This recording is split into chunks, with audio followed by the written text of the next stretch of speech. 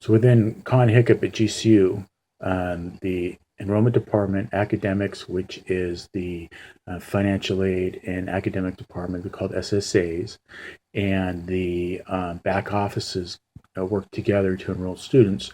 There's an issue when you have a new student or a re-enrolling student about some documents not being flagged at the proper time, and the enrollment department not knowing for up to days that there's an issue with these documents. So I came up with a great idea. I did a SWOT analysis. So the strengths really is the three departments work well together, but there is some communications that is lacking. And the weakness is when the enrollment department has a student coming in, and let's say they're after they get all the documents and they enroll the student, and they're waiting for clearance to go to matriculation. There might be an issue with maybe a C code. It's called a critical code. Maybe they're over the amount that they can borrow from financial aid, or maybe there's another issue. Maybe they went to 2, 3, 4 universities and didn't earn any credits, so it's flagged. This isn't known for up to days because the enrollment and also the back office use two different systems, and the enrollment department doesn't have access to the system that the back office does. So it may be days before this is known. So what I came up with is the opportunity for an email system to be put in place. So when there is an issue in the back office, they can flag an email to that particular enrollment counselor right away, right when it happens. And then the enrollment department will understand that there's an issue that needs to be addressed immediately. So, the threat here is that you're going to be changing some of the processes, and some people don't like that. But this is really going to save the university a lot of time and money in the long run. So the process will go, the enrollment department will gather all the pertinent documents needed for enrollment, whichever the degree is, and they can't enroll that student until they have all the documents. And that template, they usually use a template. That template cannot be sent to the back office until either a team lead or a manager checks to make sure all the documents are done right, everything they have is correct. So once that goes off, then the back office will check to make sure that everything, all the documents are fine, and they'll accept those. If for whatever reason, let's say that a C code, a critical code comes up and they're over their amount that they can borrow from financial aid, or let's say they've went to 2 or 3 universities within a 2-year, 3-year period and they didn't earn any credits. So now, instead of the enrollment department waiting, 2, 3, 4, 5 days, now that particular back office person will pull up an email list, and let's say it's me, and they'll see Terry, and they'll send me an email and say XY student has an issue, C code 59, whatever.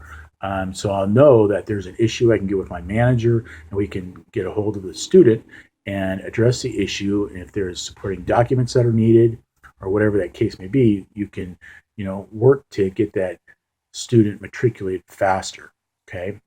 So then once the documents are done, then the back office will send an email saying that the student is ready for matriculation and that they can start on time at the chosen start date that the enrollment department and the student has decided will work best for them.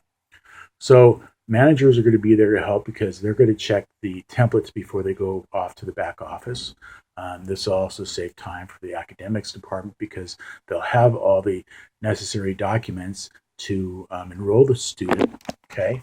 Now, the metrics that's going to be used will be as follows. So the first 90 days, managers are going to keep track of the time from the start when the enrollment counselor sends the documents over to the back office, and then they come back and say, okay, the student is cleared and they can start on XYZ date. So that time frame can be anywhere from a couple of hours to a couple of days.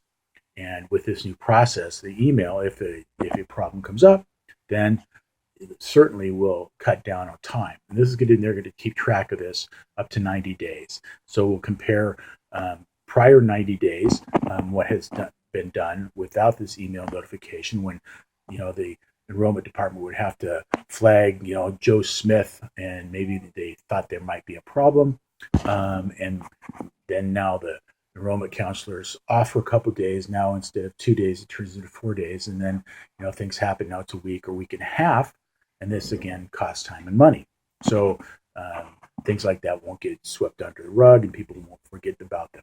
Okay, and then they'll look at that for 90 days to see if the time savings is there, which I think it will be.